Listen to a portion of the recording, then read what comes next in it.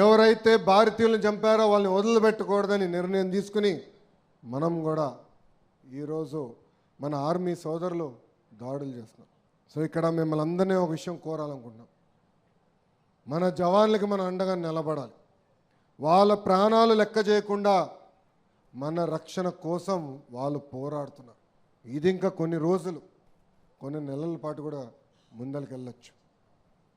వాళ్ళకి అండగా నిలబడడానికే ఇక్కడున్న మిమ్మల్ని అందరినీ నేను కోరుతున్నా.